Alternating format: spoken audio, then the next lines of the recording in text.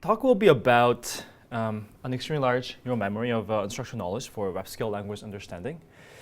And basically, what we're interested in here is, first of all, of course, language understanding. And in language understanding, we have some model, and we have an input and output, which is, I think, really simple enough. And suppose that we have a language input and then we have some output. And we, of course, we usually try to model this with some parametric model. This can be classification model or some other model that we use a lot, like translation model. But then many times it makes more sense actually to have something external, because the task we're trying to do depends on some facts, such as like Wikipedia. So in that case, then instead of having all this knowledge inside this parametric model, we want to attach Wikipedia to this model so that we can have access to information in this large corpus. And of course, that would be super important in many texts like question answering or any tests that require factual knowledge in real world. But of course, the problem becomes always, because this Wikipedia, or it can be even larger, like web scale corpus, how can we utilize such large data? And the problem again here is that this is usually very unstructured or semi-structured. There's very little structure, and it's difficult to use like a database query in these things because they're not structured, and it's very slow. You cannot really read the entire text for every input, right? I guess it's going to be very slow. And that becomes problematic for many tasks. And that's why we need to think about how we can connect such large text corpus, unstructured, mostly unstructured or semi-structured, to this kind of model that we want to create. And what I'm going to talk about today is that because this is so large and because it's impossible to read in the entire Wikipedia every time, we want to create a very efficient model that we can access and play with or interact with very easily every time we want to. And I'll just start with what we want to create. It's something similar to memory of world knowledge. And it's memory because we want to be able to access to specific information very easily. And also we want to retrieve it, and then we want to kind of play with it, interact with it.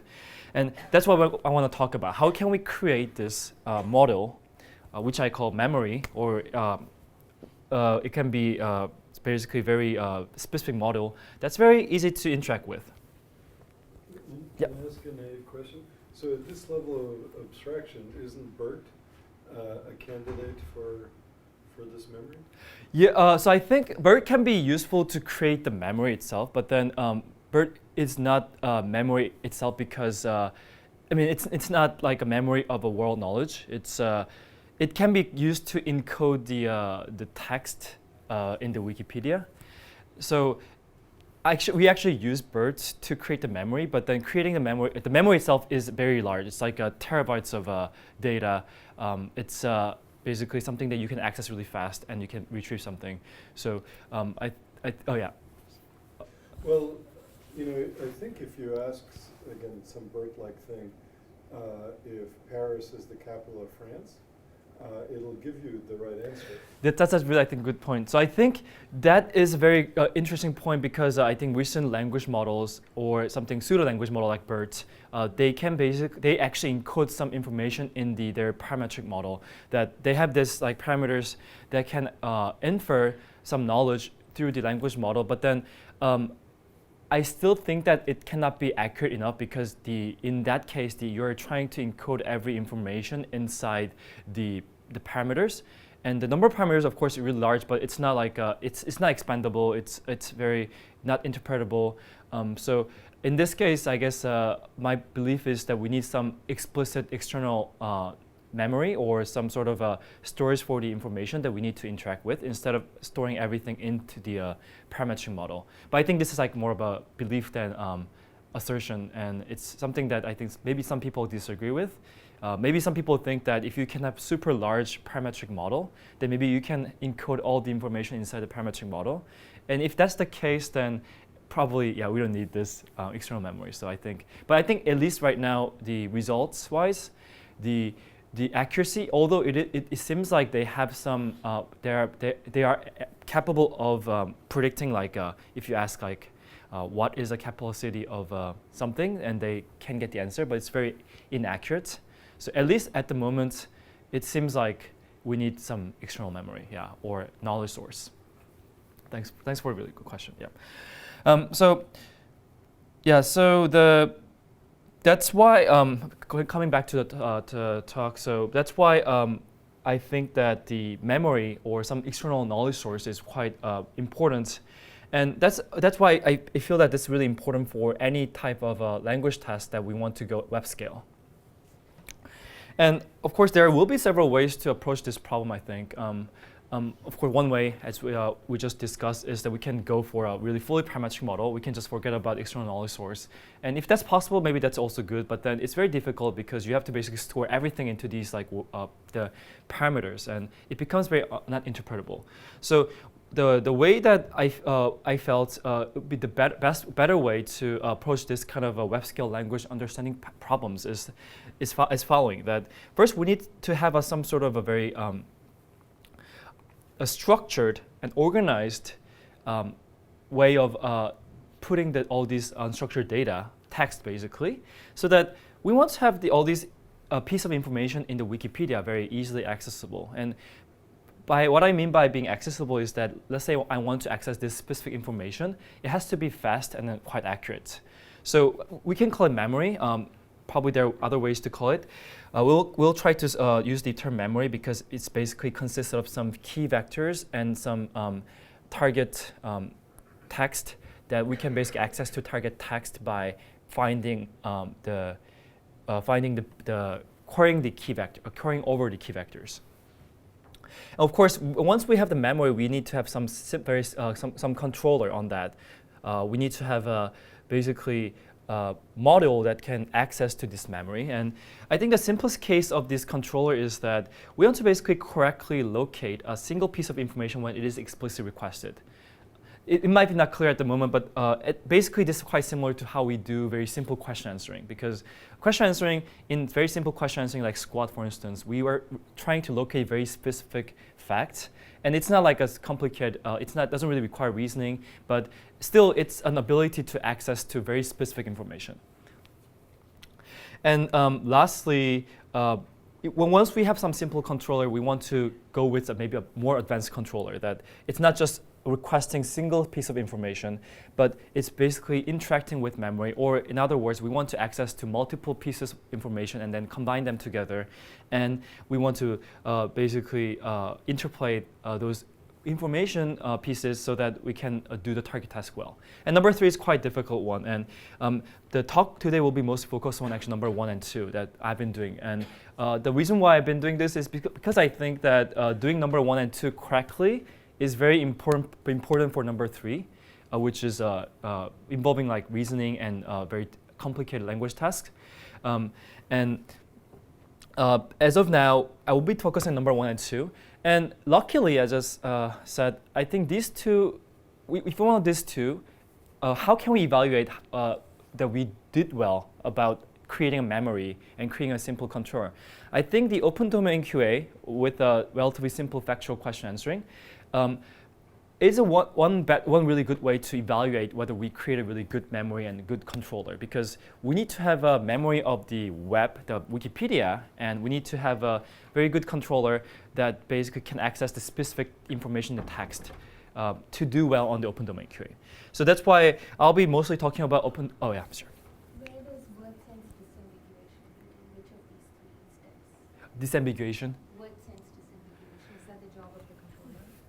Yeah, I think if we want to disambiguate words, then in that case, it will be. Let me see. So I think in the documents, right? Not the. In the query. In the query.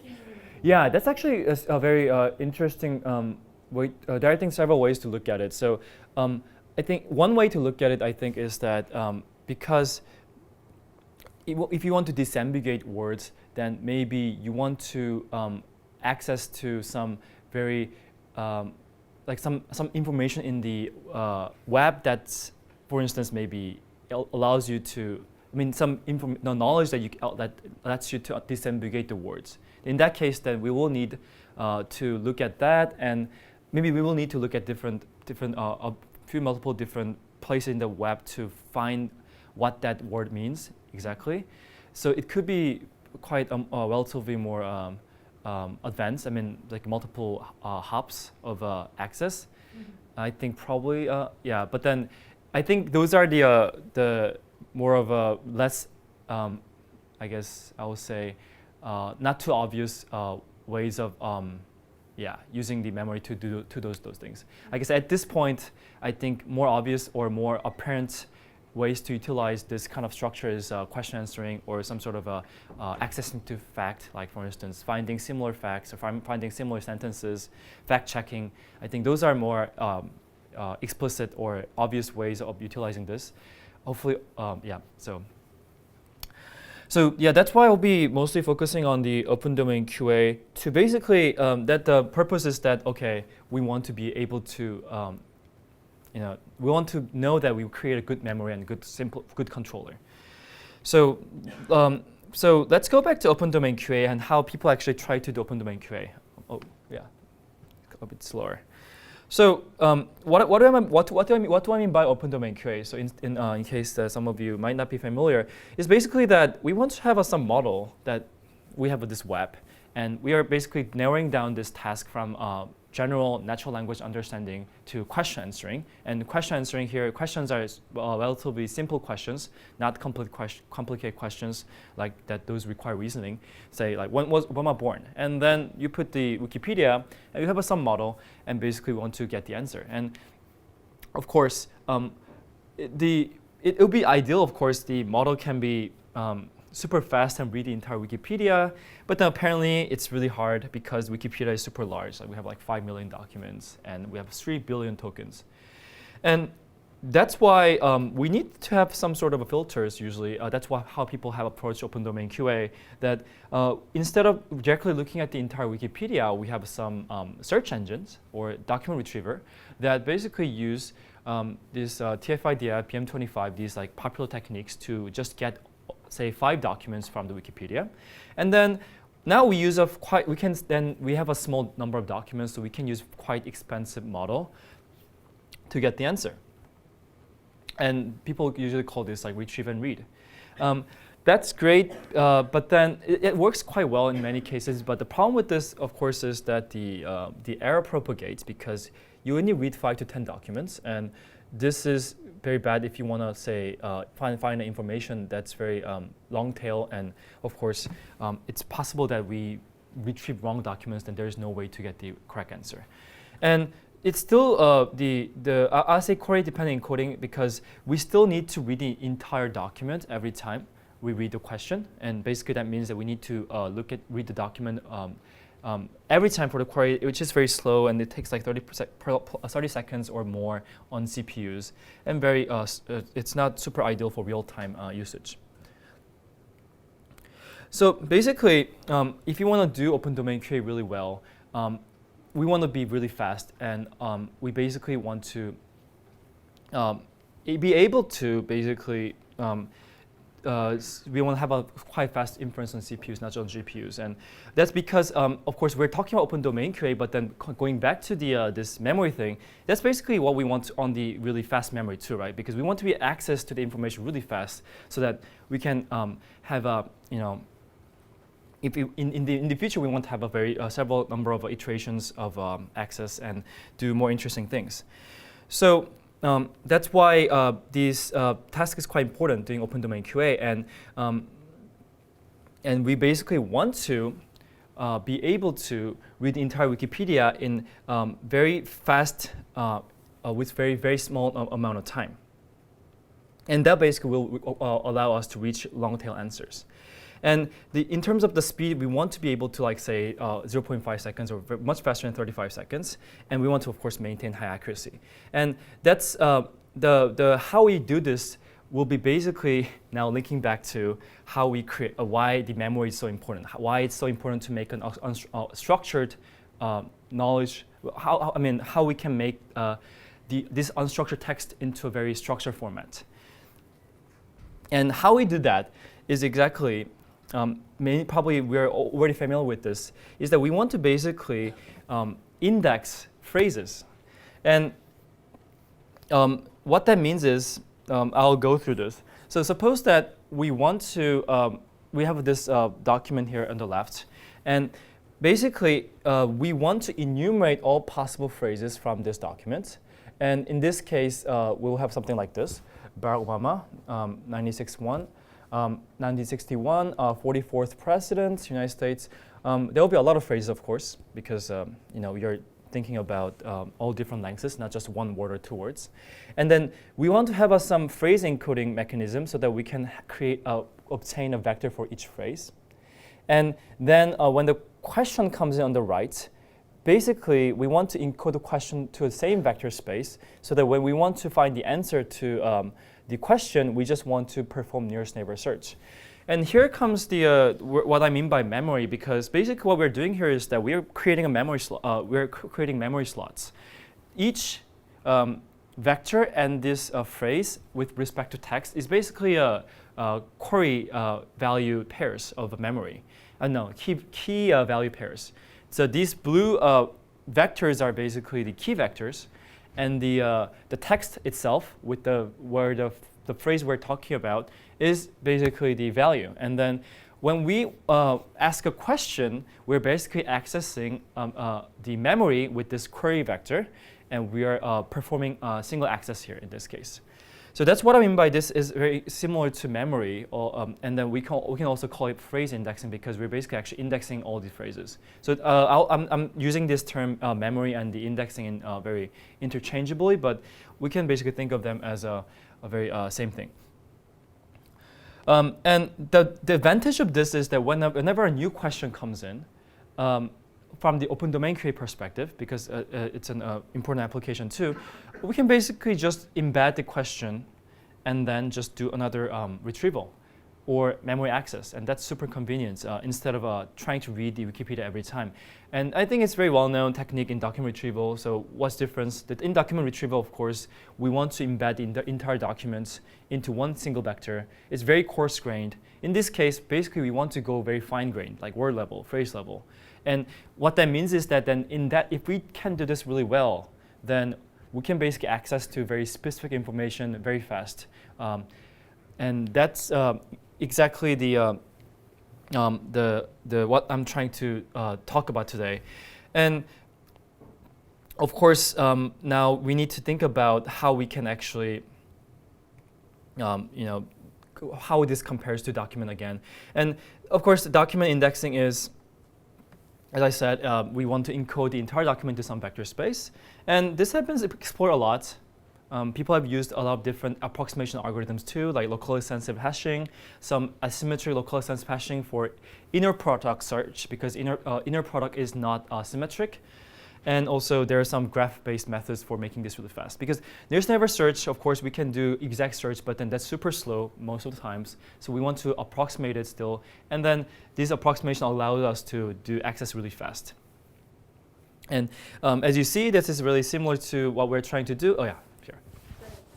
So one advantage of document indexing is that you get the whole context for free. Are you taking into account the context when you are building these phrase encodings?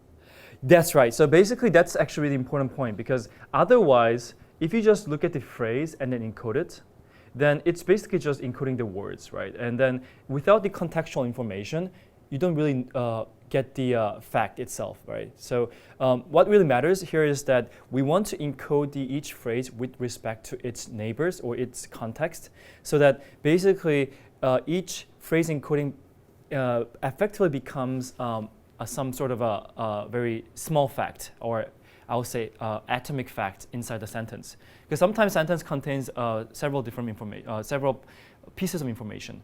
You can have like 2 or more pieces of information in a single sentence, and that's really important. And that's exactly the point that that's how we are able to encode the facts inside these phrases. The follow-up is that, like, if you see the phrase 44th president, it can be 44th president of the US, or it could be 44th president of some school committee or something. So how do you distinguish? That's a really good point too. So basically, in that case, then we have a encoding of 44th president. Let's say that we have two documents, right? And then we have two documents, and then let's say in this document we have a 44th president of country A, and let's say in this document we have 44th president of country B, so A and B. In that case, of course the phrase itself is same, but then the context is different, and therefore the key vector will be different. So that let's say that I'm asking like who is the what number, when was, how should I ask? It's like, it's kind of weird to ask. But then if you want to talk about country A, then you'll be accessing this information because the key vectors will be knowledgeable about country A in this document. But then if you want a query about the country B, then you will be your query vector will be similar to the key vector here, basically. So that's the core difference. I mean, that's a really important point, that these are actually context sensitive, I would say. So going back to comparing this to how the open domain QA was done before, and the reason why I'm explaining this way is because the work that we did is, of course, in the big picture, we're trying to do this as a preliminary, or I mean something that's prerequisite to creating a large memory and then trying to do some interactive access. But then for the we also wanted to have some impactful. I would say results on open domain QA too, because it has basically, I mean, we're basically having a good evaluation metric and also some application that's in the middle. So going back to open domain QA, so basically what we're trying to do here is something similar to the following. The typical open domain QA will need to create a model that basically encode the document and question together, and also phrase candidate, and we want to basically have a scoring function of that. And basically what we're trying to do here is that we want to have a scoring function of candidate phrase or candidate answer and a question and document. And if this is large, then we're saying that this candidate answer is very likely to be an answer. And that was how we were used to do in question answering. That we basically have this really big model of say birds, for instance, and then trying to score every possible phrase and then get the answer by just doing argmax. But then how we create this memory is basically we're trying to decompose the query side and the context side so that what we get at the end is something like this. Basically, we have the phrase encoder, which is on the document side, that we basically encode every phrase in the document so that we basically have a list of these memory slots. And then we encode the question separately so that we just can access to these phrases by just inner products. Inner products is the dot. And that's how we try to model. And basically that's equivalent to decomposing this function that we had on the top, how people usually do question answering into these two functions that's now independent, but of course they only interact through the inner product space. And that's the important point I want to make here is that because we do this, because we are not able to have a complex interaction between the question and the context side, in order to have this accessible memory, because of doing this way, basically the accuracy drops usually because we're basically putting a lot of restriction on this how we model it. That we will see it soon. But then the benefit, of course, is the speed and also the fact that this can behave like a memory and we can access really super fast. And also access to specific information very easily. So now let's talk about how we can then create these encoders. Because I think we are pretty familiar with how we make this F, right? Basically, these days we use BERT. Just put a BERT and then just get the output and then map that to some single scalar value to get the scores. But then we'll probably need to have a different way to encode these G and H. And we actually also still use BERT, but in a different way, basically. And how can we then encode these phrases? And the point is that we want to basically encode this phrase into some. Okay, so all right. Yeah. I guess I don't have to do anything, right? So okay, so we want to encode this phrase, and of course, one obvious choice is we want to encode each phrase into some dense space, and that's really great because we can use deep neural nets, and then it's very great for capturing the semantic and syntactic information. But I'll have to say that dense representation is not super perfect because it has a lot of difficulties disambiguating between, let's say, Einstein and Tesla, because they were both scientists in early 1900s, and they have very similarities. And when you're trying to basically compare these two in super large web scale corpus, it becomes really difficult. So that's why we need to have some sparse representation as well. You can think of it as bag of word for now. It is actually a bag of word or a bag of bigrams at the end, but then basic point is that it's possible to capture very precise lexical information. Of course, it's not super great for syntactic or some very, so notions of some semantics. But then lexical information is very good, easy to capture with the sparse. So we're going to combine these two, basically. We want to have a phrase that's partially dense, and then also partially sparse. Sparseness here is very large, that we're talking about, say, like 10 million dimensions, because we're looking into bigrams too, not just unigram. But also density will be large too, like 1,000. So it's super large vectors. So we want to basically have a index of a very many phrases. So at the end, what we're talking about here is that we have this Wikipedia, then we enumerate all the possible phrases, and then basically we encode each phrase with a dense and sparse vector. So these are all, each of these is corresponding to a phrase. And basically we have a dense component and sparse components. And the test becomes quite simple, or I will say homogeneous in some sense, because in this case, we just have to have some single index of vectors of all these phrases. And then when the question comes in, then we just map to same vector space and then just do, of course, nearest neighbor search or some maximum inner product search. But it's easy to say this way, but the big issue is that, of course, is that probably I think some of you already had this question in mind too. Like, how large is this? This is like super large, right? This like so we're talking about 3 billion tokens in Wikipedia. And now if you try to enumerate all possible phrases in Wikipedia with length 20, then you're talking about 60 billion phrases. And of course, this is just to have a comparison about with respect to how people did in other work. They tried to do basically have a question and then retrieve the documents, and then they put in a reader model and then do question answering. And you see this is quite different from this, because in this case you just have to have document index, which is only like 5 million in Wikipedia. We only have 5 million documents. It's relatively small size, and that's not too bad. But then now we're talking about 60 billion tokens, no, 60 billion phrases that we have to encode. So that's the challenge that we have, and I'll be probably talking about that soon. That's actually probably the one of the main part in this work, because the scalability was the main issue actually. So I'll just briefly go through how we actually obtain the. Oh yeah, sure.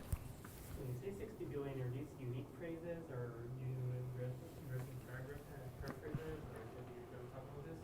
Yeah. So the 60 billion is actually unique phrases with respect to the context. So if you just talk about the phrase itself, then they will not be unique, because I think as Swaba said, for instance, you have a same phrase in 2 different documents, but they have a different context. Then they will not be the same, because they will be containing different information probably, even though the phrase itself is same.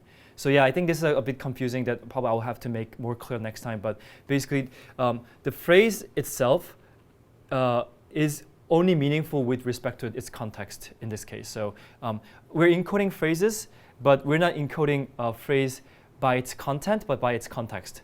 And the point here is that if you think about the phrase as the value, and then phrase and the context of value, and the vector as a key, then basically this pair becomes a single atomic fact, because the key vector is kind of similar to question. So it's like you have a pair of a question and the answer, and the question answer pair become a single small fact, single decompose, I guess, single like a non-divisible fact that we're trying to encode. Yeah. So we'll have a 60 billion phrase at most.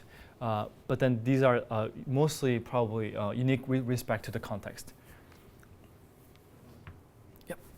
We'll probably come to this later, but the representations of these phrases remain unchanged through the training process? So yeah, that's a really good question too. So yeah, so we're training, during training, we want to create a model encoder that basically map the phrase to vector space.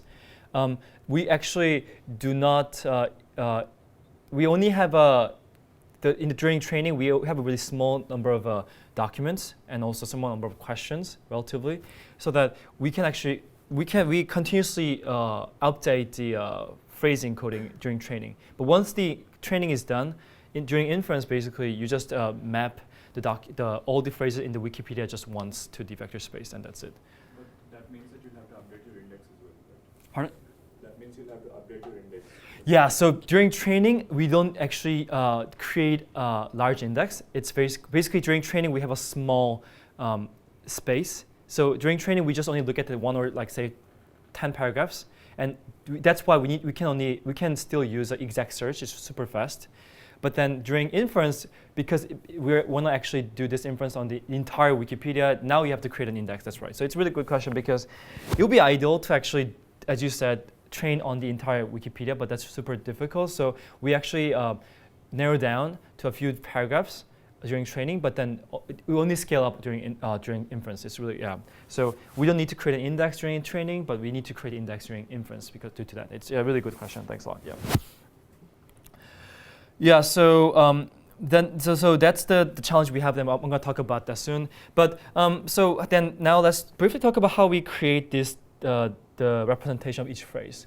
And so yeah, as I said, we use BERT.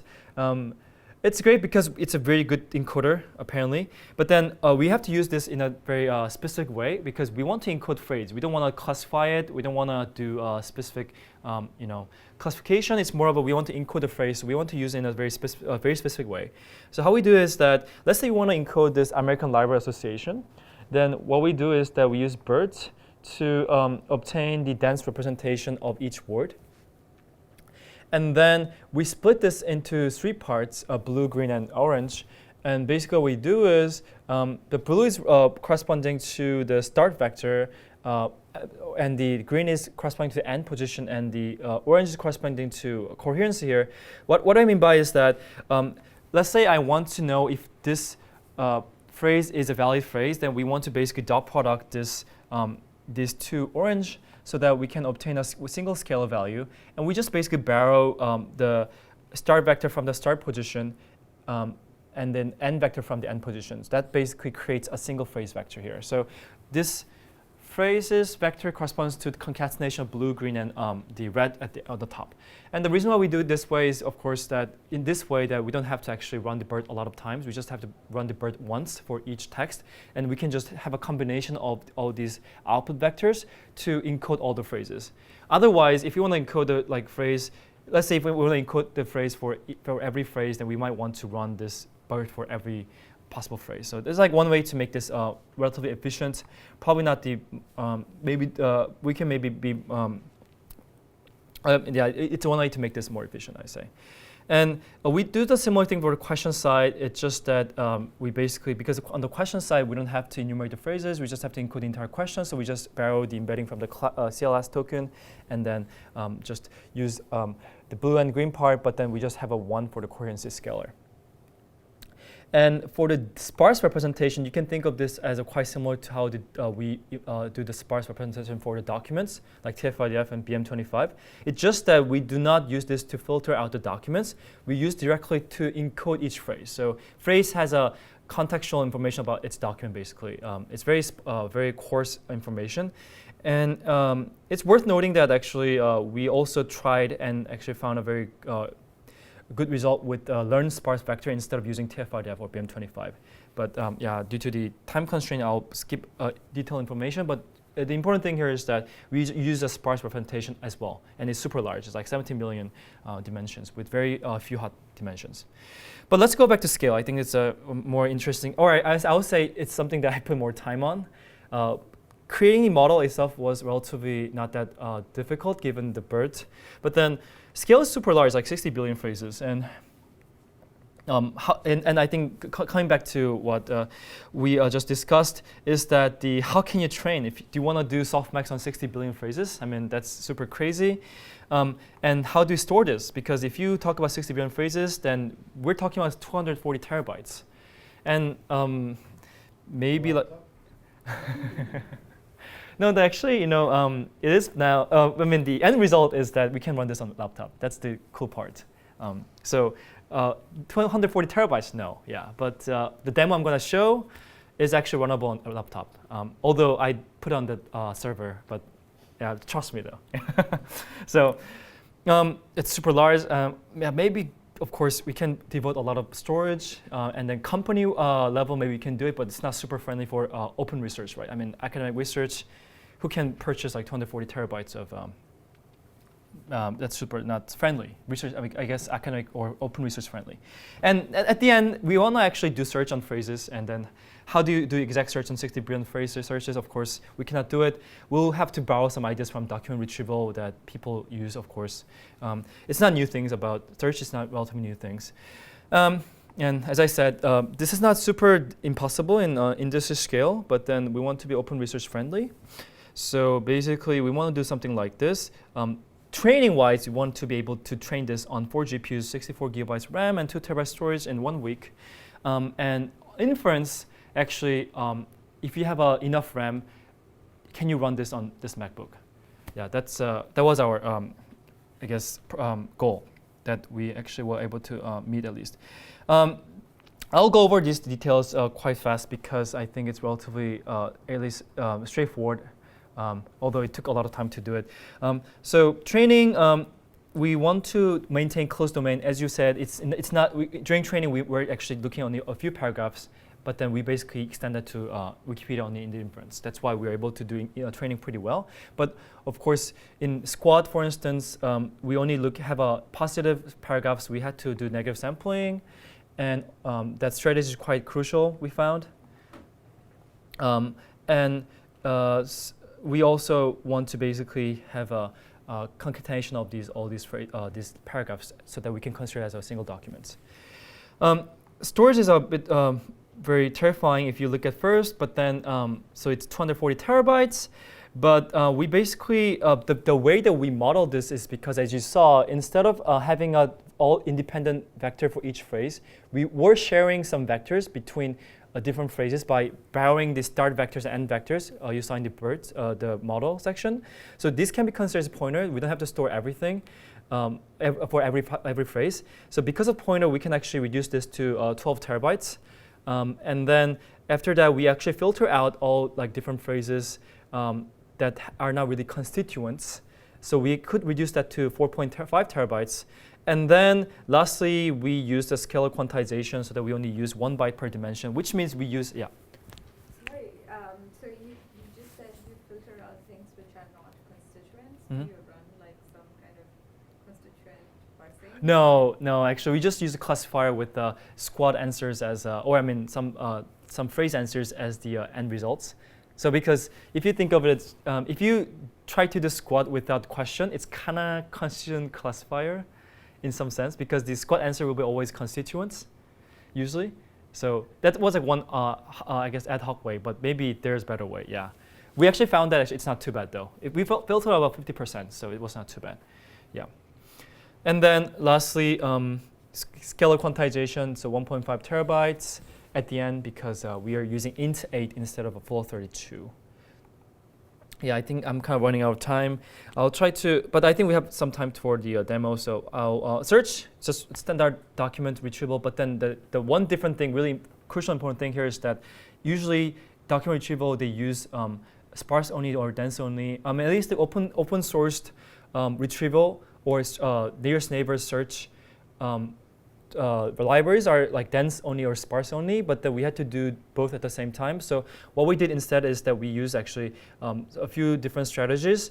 Like we use like dense first search, for instance, that's basically searching on dense and then re-ranking with the sparse, or we can do sparse first search, which is kind of similar to retrieve documents and then do exact search on the document, the dense level. And we can do, of course, hybrid. So that's what we did. I'll go really quickly on the experiments because I think the conclusion is very simple. So these are how people did with the retrieve and read open domain QA on Squad, and basically our model sits here. It's quite accurate. I think it's not too bad. There are better ones recently too, but at the time of submission it was this. But then the important thing is that if you want to run these things on CPUs, basically take like 115 seconds per question using BERT and some document retriever, and still performs worse than ours. Ours is like about 0.8 seconds per query. So I'm going to show you on the demo. I think that's the best way to persuade you, right? So I'll try to just skip really quickly about what it means that we can actually read the entire Wikipedia by indexing or creating an entire memory of the Wikipedia. Is that basically we can reach long tails really, really well. And what that means is that, of course, we can do these like very relatively like they don't have a named entity, right? They don't have a named entity, and that's why they get wrong really well, easily. Because these retrieving documents is very good for named entity, but when they're using these like a very non-named entity, they can fail many times. But then in our case, we're able to get it right. And also, if you ask a question that can be found in many documents, if you retrieve documents, you can only look at very few documents. So your answer will be probably, even if it's correct, your probably second best answer is not correct. But then in our case, sorry, actually, I forgot to mention, the left is the traditional way to do it. Right is our ways, using a basic memory. And then basically we can get at the different answers from, it's the same answer from different documents, like Apollo program, space race. These are document titles, same answers. So let's just try to go to demo actually really quickly before we run out of time. So I'll probably devote most time on demo, the remaining, and then just conclude why this work was important for the direction I was thinking about. So actually, you can also look at the online one. We haven't really released this one, the most recent one. So this is like intranet. It's not something that's now accessible yet. But then, for instance, like you can ask for like a really. Do you see right? It's very slow. Doesn't update. Really weird. Wait. You don't see it, right? So I don't know why. Oh, is it because? Oh, okay, my bad. If I exit it,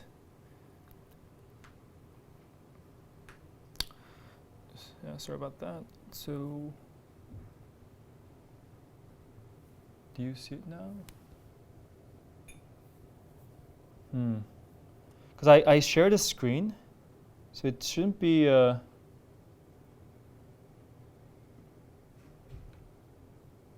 sorry about the technical difficulties.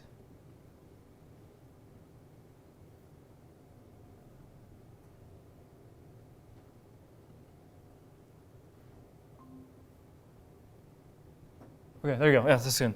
Yeah, so there's a demo, and then basically it's a question answering demo that basically you can ask question like kind of some silly questions like what is South Korea known for, and you see like its high feverish outlook on education, like its spectacular rise, some education, and there's other questions like very specific questions like what is the GDP of South Korea in 1950?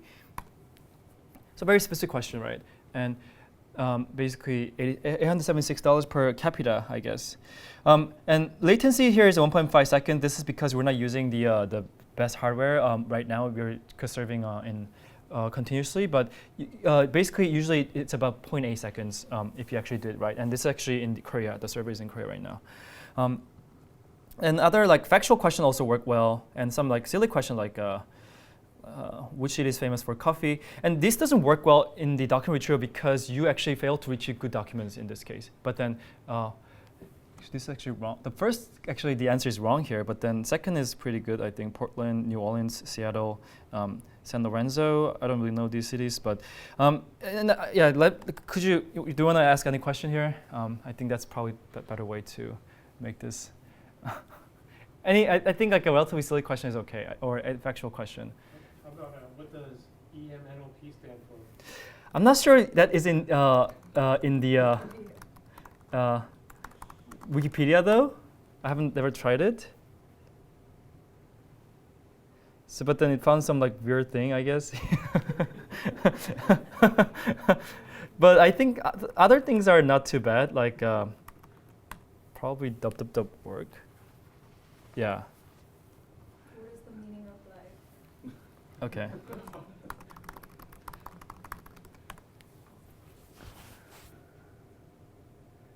So the first is kind of, so I think in this case it's kind of, I would say, some cases it kind of fails, but yeah, I think it doesn't really work well for this, yeah.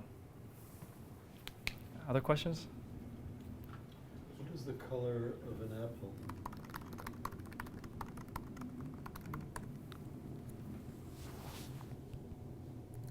Red? Yeah. But then I guess some say like orange. Yeah, so yeah. But then it found it in a really weird document. Yeah, like bundle theory. I don't know. Yeah. Yeah. Yeah. So I mean that's like good and bad things. I mean the good thing here is that you see like how it gets to really long tails, right? That if you want to retrieve documents directly, that's really difficult. But then if you can index all the phrases directly, then if you can create an entire memory of 60 billion phrases, then you can do these interesting things. Huh? No, I would say that it will probably find Apple document and then do something. Yeah, like went to like, yeah, AppLink. Yeah, that's like a bad part of Sparse. I mean, Sparse is quite good for actually some named entity things. Like if you, I mean, they're both good, relatively good. Like when was, say, like Nikola Tesla born? Like these are really like super easy for Sparse, because you can find documents super well. But then you see like all these, you know, oh, sorry, it's a bit of delay. But you see all these like same documents, right? But then if you go dense-first search, because it's tried to find from the entire index directly, you see like some different documents, right? Although I'm not sure it's always correct, but like you actually found the Nikola Tesla's birthday in the Secret of Nikola Tesla. This is actually wrong because it sometimes gets wrong, of course. Yeah. Any other question? Probably last question before. Who was the first president of? I don't want to do the United States. Who has presidents? Who was the first president of Israel? Okay. This is to your point about in different contexts. Is it right? Oh, Chaim Weizmann, is it right? Yeah. Okay. Okay, that's good to know. Okay. Yeah, so that's how it usually works. And then as you see, like it found a really weird document, right? So the point here trying to make is that, okay, of course, it's good for open domain QA. And actually, most open domain QA tasks, I mean, the problems are not like these silly questions. They're really very factual. So what I call, so I'm trying to wrap up now. So, so what I'm trying to say here is that, sorry, it's kind of,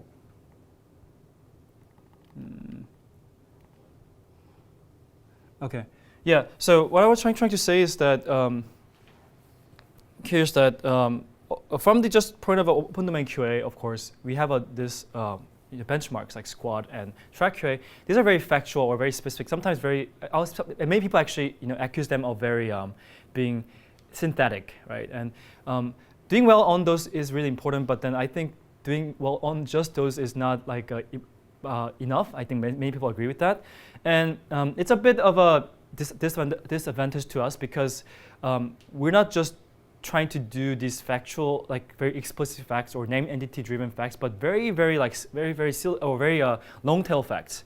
And sometimes they can be more attached to like common sense, for instance, right? Or these like some silly facts that we need to retrieve to do some target task, not just open domain QA. And I think that's the really important point here, is that creating the entire memory of all these like facts in the Wikipedia, if we can access that really accurately, then we can do really interesting things that we can actually obtain really very small piece of information that's really hard to actually create with the knowledge graph or some structure format. So what this work meant, of course, on the surface, it means that we can read the entire Wikipedia in 0.5 seconds or 0.8 seconds with CPUs. And I'm not using like super dedicated summary search. Actually, then the bottleneck here is the disk access. Actually, not even computation. Disk access now becomes bottleneck because we are trying to store this in some SSD. If you use like better SSD, or if you put this on the RAM, then it will become faster. And we create a indexable phrase representation. In other words, we create a memory of a key memory of phrases with some very good key vectors that we can actually search on it. And there's a few important things. We could reduce computational cost by 6,000 times theoretically, and then it's translating at least into 44 times faster open domain QA. The reason why there's difference between these two is because we're reading many more documents than what traditional QA systems do. So it's not possible to compare directly, but then computational cost-wise, it's like about 6,000 times faster, at least. But of course, we still see some gap exist. And that's because we had to decompose. We had to do this indexing way instead of doing interactive that BERT does usually, for instance. But I think what I want to really point out is that it's not just about this open domain QA result, but what I want to really point out is that we're trying to basically create some memory, neural memory, that a very large unstructured language data. And and I think we saw that we could actually access this information really fast, and that was good. But then now we want to go a step further. How can we use this, right? And we just create a quite simple controller and relatively accurate that we can access to specific information really well. If we can do this well, then I'm now imagining, can we actually access to different pieces of information multiple times to do like more complicated reasoning and more complicated language understanding based on world knowledge. And that's I'm imagining as the next step, and that basically is creating a more advanced controller, not just simple controller I just talked about. Yeah, sorry for the delay. So, and that's probably what I'm kind of interested in working on now on. I guess probably after graduation. Okay, I have to graduate, I guess. So yeah, so I'll say thanks a lot for the talk, coming to my talk today. Yeah.